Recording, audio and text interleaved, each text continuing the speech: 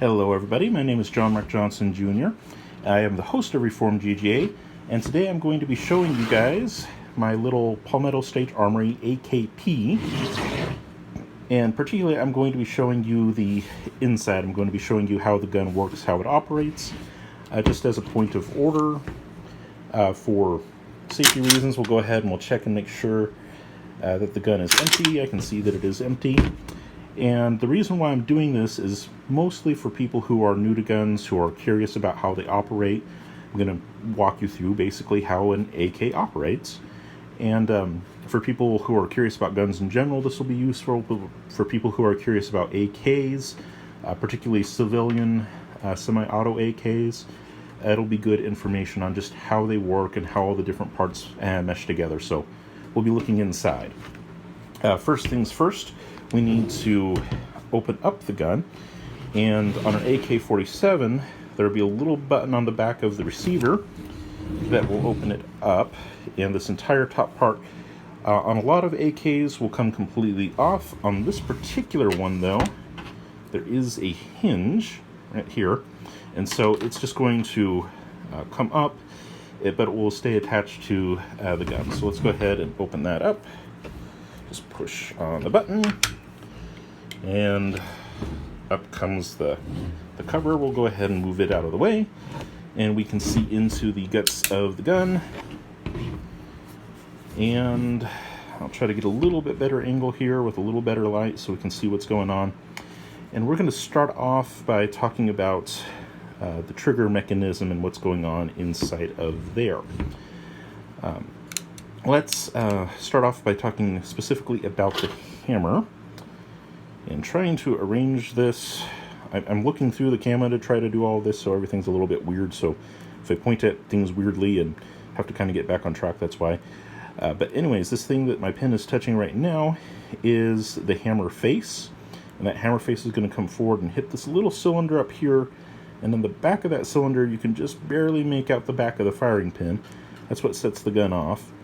And by the way, this lever right here is the safety. When it's up like that, the gun is unsafe. When it's down, it can fire. And we've, of course, checked to make sure that the gun is clear.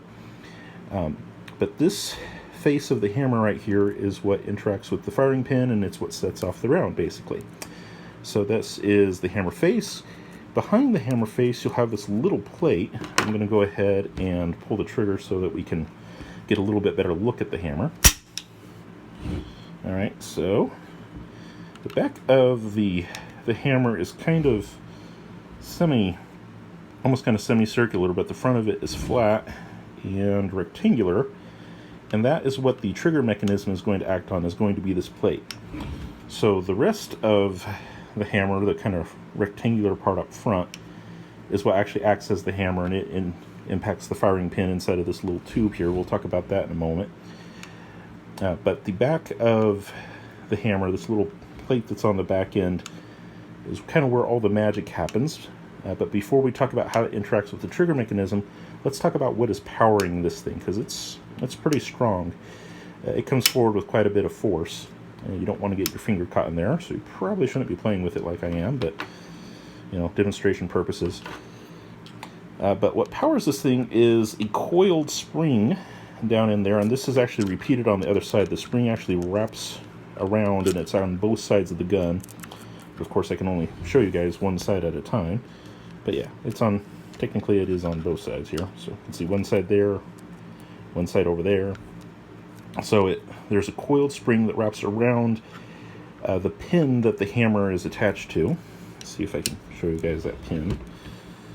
So yeah, here's the pin, and that is what the hammer spring is wrapped around on both sides, and in the middle it wraps around the hammer itself, and that's that part of the spring. This central part is what actually pushes forward on the hammer, so it's that part right there that pushes forward on the hammer. And then what's interesting about this hammer spring is that it doesn't just power the hammer, it also powers the trigger mechanism. It's a little hard to see, but you'll see actually the back end of the hammer spring comes all the way back here. There's still those little coils back there, and it does the same thing on the other side. It comes all the way back here, and it actually pushes on the back of the trigger mechanism. So that's actually what makes the trigger mechanism, when the gun's not on safe that is, what makes the trigger actually want to spring forward is that spring that comes all the way back here, and it's actually pushing down. So if I pull the trigger back, it's high. If I let the trigger go forward, it lowers. So it's actually pushing down on the back of the trigger mechanism, which is what makes the trigger want to go forward. So that's basically how the trigger resets. If you have an AK that is having problems with its trigger resetting, it's probably because one of these two sides of the spring is not properly interacting with the trigger mechanism. It's pretty easy to diagnose and fix. It's just follow it through and see if it's actually connecting like it's supposed to, and go from there. It's a pretty easy fix, and Mikhail Kalashnikov, the guy who designed the AK, was actually rather smart to do it that way. This design is not exactly like his. This has been modernized a little bit, but the way that he did it is basically the same. One spring that powers both the hammer and also what resets the trigger, what pulls the trigger forward. So that is how that works. And then the trigger mechanism itself has two key parts. There's this part in the back that's actually under spring tension. See if I can get it to move here. And that actually has a little hook underneath. You can't see it from this angle, but there's a little hook in there. And then there's also this little front hook here. You can just see next to the pin. The back one, like I said, is under spring tension. The front one is not. And what usually happens when you're firing is you'll fire a round, so the trigger will be back, and that is going to, of course, set off the round. And then this whole part right here, which is called the bolt carrier, we will talk about it in a few moments, but it's going to make the bolt carrier, once the round goes off, the bolt carrier is going to move back, and that is going to actually push back down the hammer back here. And what's going to happen is this little rear hook here that's under spring tension is going to get pushed out of the way. The hammer is going to come down, and then it's going to snap back in place over that little plate that's on the back of the hammer. So I'll go ahead and show you guys that in a moment. So hammer comes forward, the round is set off, bolt carrier comes back, and once it comes back, it pushes back down on the hammer, and the plate of the hammer gets caught under that rear hook. This rear hook is also a lot of times called the semi-auto sear. I just call it the rear hook because that's what it is. It's a hook and it's under spring tension.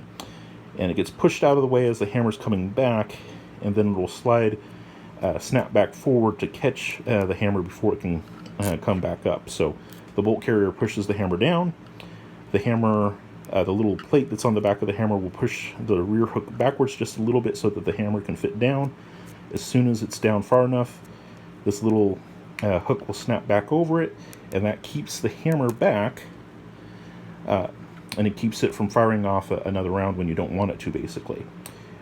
But that relies on you still having the trigger back, and like I said, when most people fire, they're not going to be able to get their finger out of there quick enough. The bolt cycle's very fast, and so you're still going to be holding back on the trigger when that happens, generally speaking. So what happens when you want to release the trigger?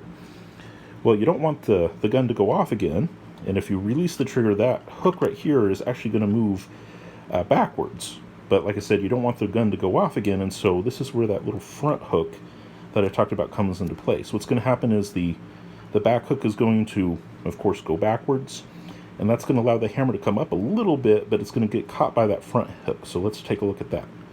Back hook is moving off, moving off, moving off as I release the trigger, and then the front hook catches the bottom part of the hammer plate, and that keeps the hammer from going any further forward. So now the trigger is completely reset. My finger is not on it anymore, but the hammer is still captured, and it's not going to be allowed to move too far forward. Okay, and so that is how the hammer is dealt with. When the bolt carrier comes back, it pushes it under the rear hook, and then as you release your finger to let the trigger reset, it is released from the rear hook, and the lower hook will then catch the retaining plate, the hammer plate, and it will keep it there nice and in place and keep it from going off when you don't want it to. So that's how that works. Again, Mikhail Kalashnikov came up with a pretty good design in this one, in that this rear plate that's on the hammer is fairly large, and the bottom hook is also fairly long. It has a fairly long surface. And so what that gives you is a very long trigger pull, but it is also a very light trigger pull. It only, on this particular gun, it only takes about 3 pounds of force to set off the trigger, but it's very long. And because it's so long, you're not as likely to accidentally discharge it, but the nice thing about it is that it's still fairly light, and so it makes AKs fairly easy to shoot. They're not super accurate guns most of the time, especially with the cheap ammo that a lot of people like to run in them. And that's really a lot of the problem there is cheap ammo, and it also depends on the manufacturer to a certain extent. A lot of times American barrels are made in such a way that they're a little bit more inherently accurate. And like I said, depending on, you know, who the manufacturer is and what kind of ammo you're running through it, AK sometimes won't give you very good accuracy, sometimes 4 or 5 MOA, but other times you can get a good combination of ammo with a decent barrel, and sometimes those will give you 2 MOA or even less.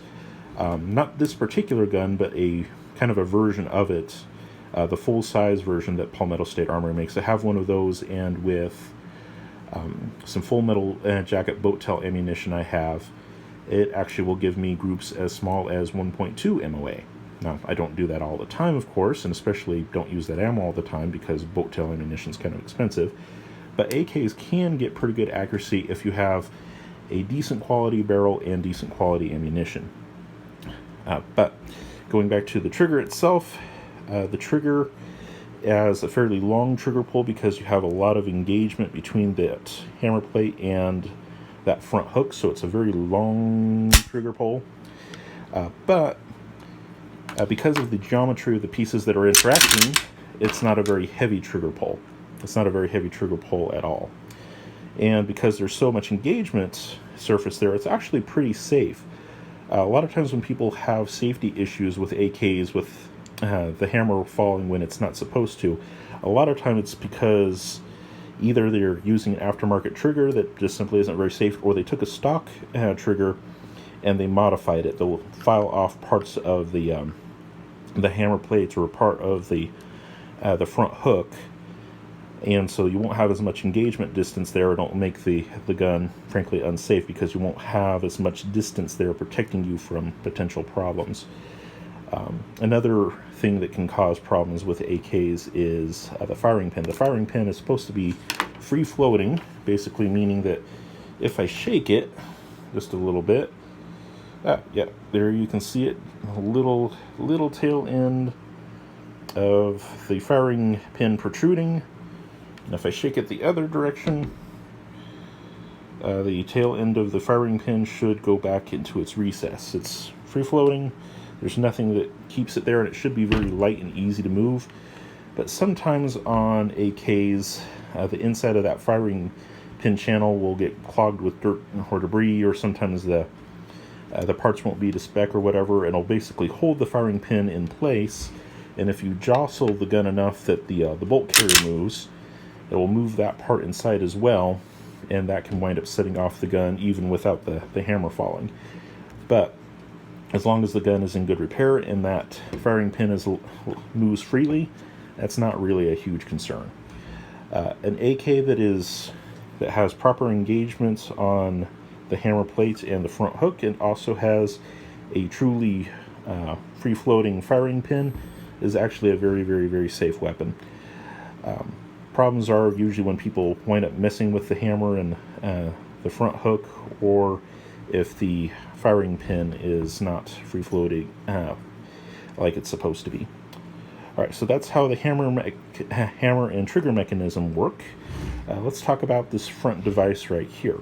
Okay, so the hammer comes forward and it hits this little thing in here, and that is actually the main part of the bolt. Let's go ahead and take this apart a little bit. Right now what I'm pulling out is the recoil spring. That's what pushes everything forward.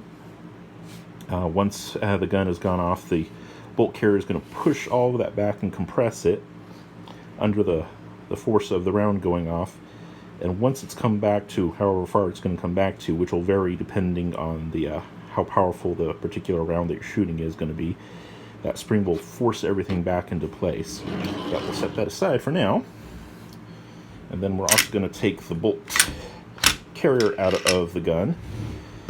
We'll talk about this a little bit. The bolt carrier has a few parts here. The little part back here that I'm taking out is the actual bolt itself. That's why this whole thing is called the bolt carrier, because it carries this little bolt. And then of course you have the charging handle that's directly attached to it. You have a hole in the back that the recoil spring fits into. It's just hollow back there for a good distance.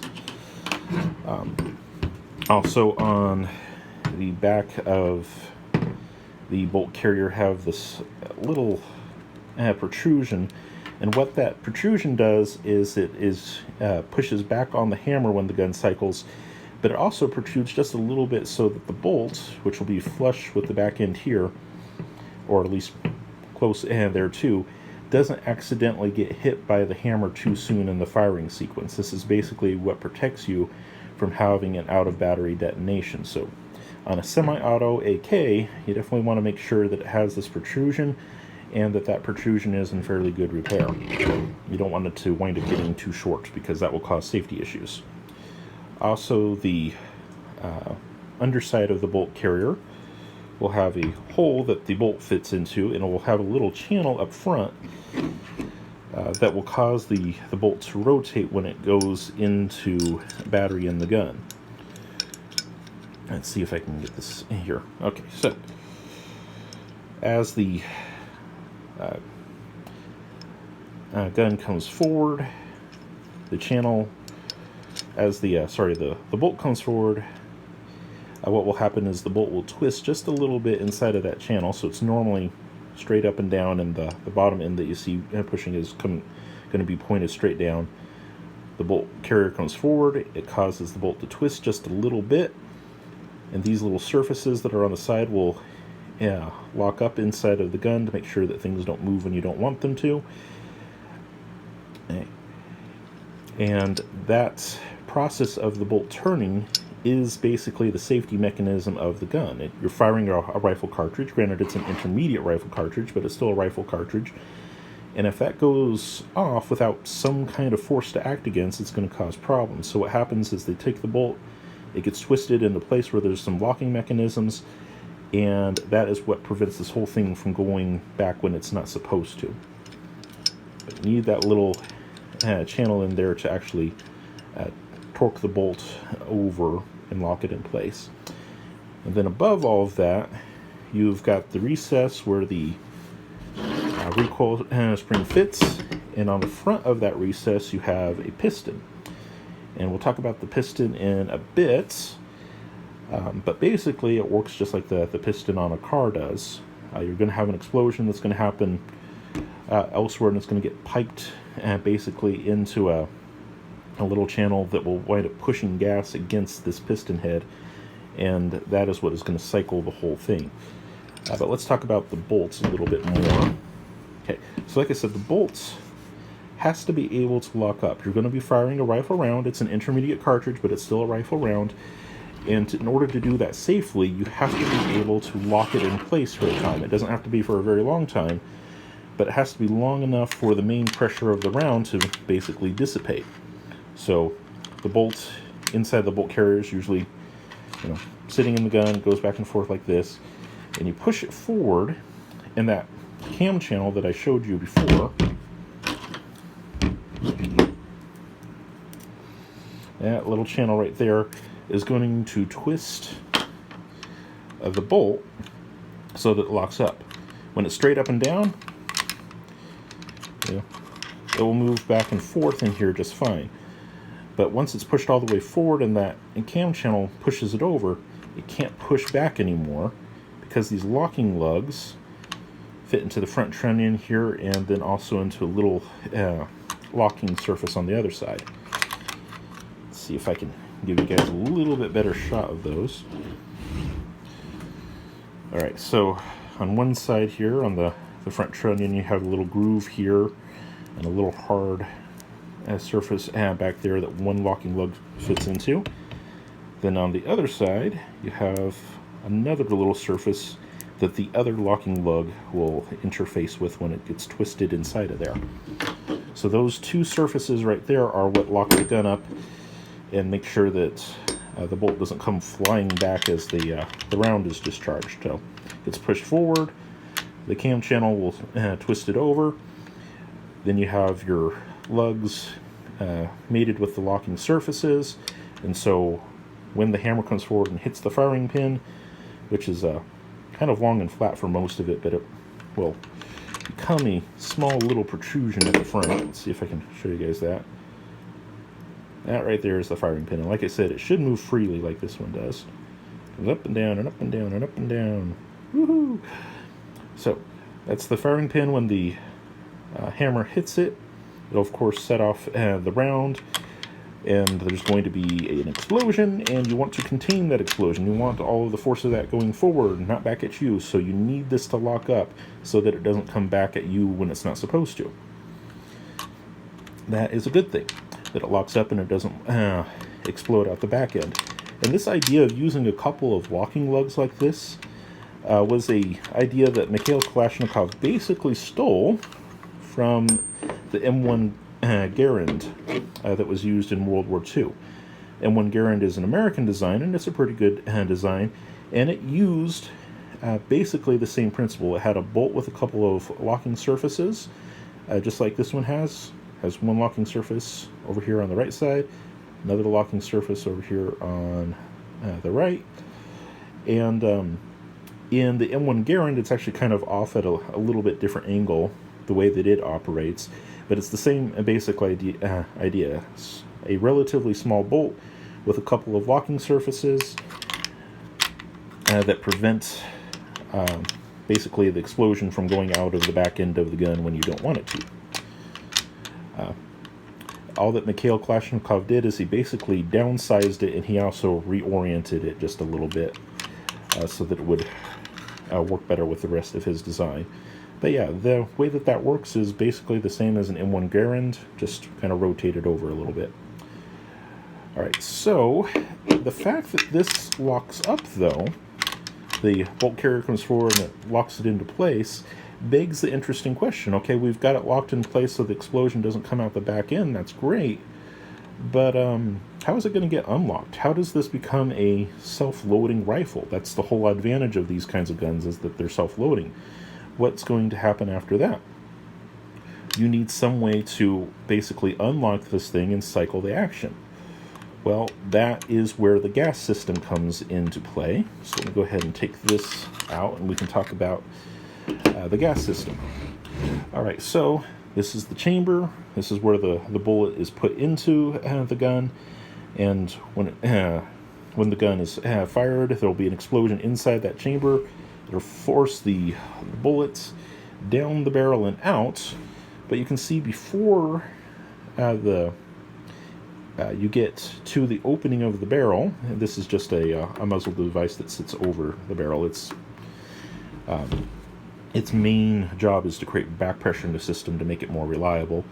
But what is happening inside of the barrel is you have this explosion that's going off, you have all of these expanding gases that come down, and what these gas-operated guns do is they actually use some of that gas to power the action of the gun. So you actually have a little hole in the barrel, right here where this gas block is, that actually takes some of the gas and redirects it backwards into the gun.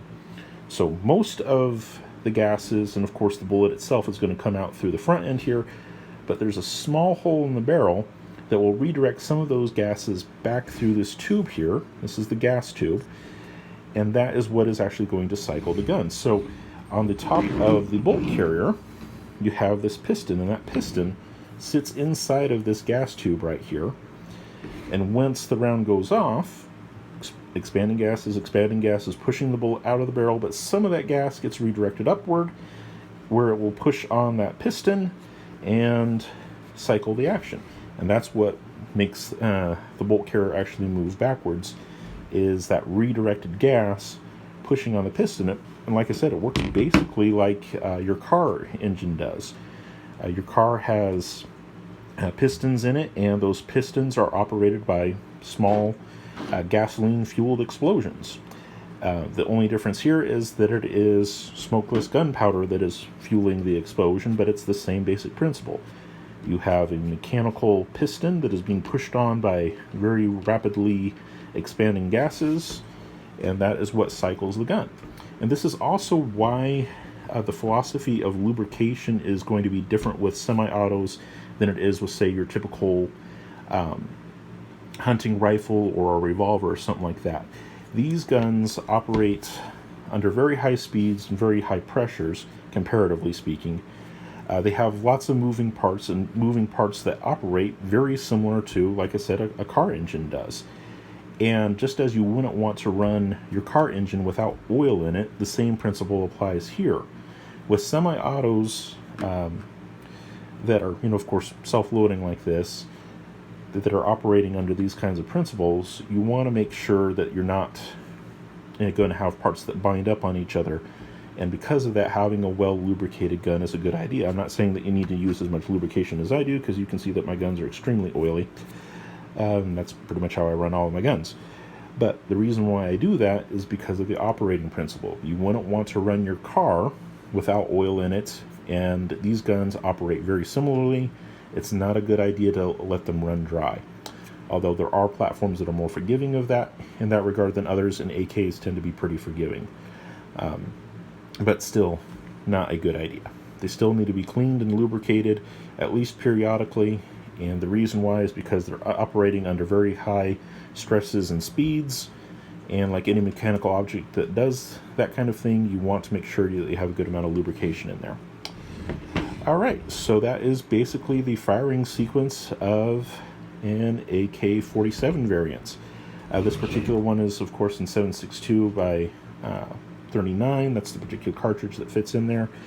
The magazine's rock and lock underneath, and it is the bottom of the bolts, if I can show you guys that will actually pick up the cartridge and chamber it. So this little lower lip here is actually what pushes on the cartridge as it comes off of the magazine, and then as it gets forced into the chamber, it will slide up into this hole here, and then this little metal piece up at the top, that's the extractor. It'll snap past and down that because it's under spring tension. It'll snap past down that, and that is what will basically yank on the rim of the cartridge to pull it back out when the gun cycles. And you can see over here on the side this little shark fin, little protrusion here, and that actually fits in the little groove down here on the bolts, and you can see it actually comes into the circle where the round will be sitting, and as the bolt moves backwards, that little protrusion will actually jump through that little cut in the bolt, and that'll kick the round out of the side. And of course, when the cover is closed, there's a hole here so that spent casing can come up and out. Alright, so yeah, that's pretty much all that there is to the operation of an AK-47. It is more complex than a standard hunting rifle, but overall, it's actually not a very complicated system, and it works quite reliably and quite well. So we talked about the hammer and how the hammer has a little plate that interacts with the trigger mechanism, and also how the hammer has a spring on it that also powers the hammer, the trigger mechanism itself. We talked about the trigger mechanism having basically two hooks: a rear hook that's under spring tension, and a front hook that is normally the one that's holding the hammer back. And okay, and then after that, we talked about how the bolt operates, and the fact that it has to be twisted into a place so that it locks up and you don't get an explosion coming out the back end when you don't want it to. And we talked about how the bolt carrier accomplishes that with a little cam groove.